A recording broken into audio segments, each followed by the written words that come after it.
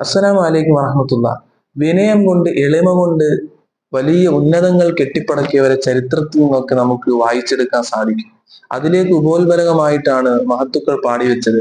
ഇന്നത്തവാദുഅ മിൻ ഖിസാലിൽ മുത്തഖി വബിഹി തഖിയ്യു വബിഹി തഖിയ്യു ഇലൽ മആലി യർതഖി ومن العجائب عجب من هو جاهل في حاله أهو السعيد أم الشقي.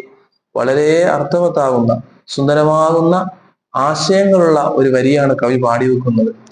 വിനയം എന്നുള്ളത് ഒരു സൂക്ഷ്മതയുള്ള ആളുടെ അടയാളമാണ്, അവന്റെ ഗുണവിശേഷമാണ്, അവന്റെ സ്വഭാവത്തിൽപ്പെട്ടതാണ്. ആ ഒരു എളിമയും വിനയത്തിലൂടെ അവൻ ഉയർന്നു ഇരൽ മആലി, ഉയരത്തിലേക്ക് അവൻ പറന്നു കയറും. ഉയരങ്ങൾ താണ്ടാൻ അവനിക്ക് ഈ ഒരു വിനയത്തിലൂടെ സാധ്യമാകും എന്നുള്ളത്. അതാണ് ഫലങ്ങളുള്ള വൃക്ഷം, അത് ഫലങ്ങൾ കായ്ക്കുന്നതനുസരിച്ച് അത് താഴ്ന്നു അതിന്റെ ചില്ലകൾ താഴ്ത്തുമെന്ന് പറയാറുണ്ട്. അത് വിനയത്തിന്റെ അടയാളമാണ്. ധാരാളം ഫലമുണ്ടാകുമ്പോൾ അങ്ങനെയാണ്. അതുപോലെ ഉയരുന്ന മനുഷ്യൻ എളിമയുണ്ടായിക്കൊണ്ടേയിരിക്കും.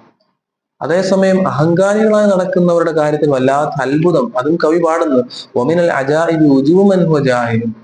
അറിവില്ലാതെ അഹങ്കാരം നടിക്കുന്ന ആളുകളുടെ കാര്യത്തിൽ വല്ലാത്ത അത്ഭുതം തന്നെ. കാരണം അവർക്കറിയില്ല അവർ സഈദാണോ ഷഖിയാണോ. ഈ ഭൂമി ലോകത്ത് നമുക്ക് ആർക്കും നമ്മൾ വിജയിച്ചവരാണോ പരാജിതനാണോ എന്നൊന്നും നമുക്കറിയില്ല.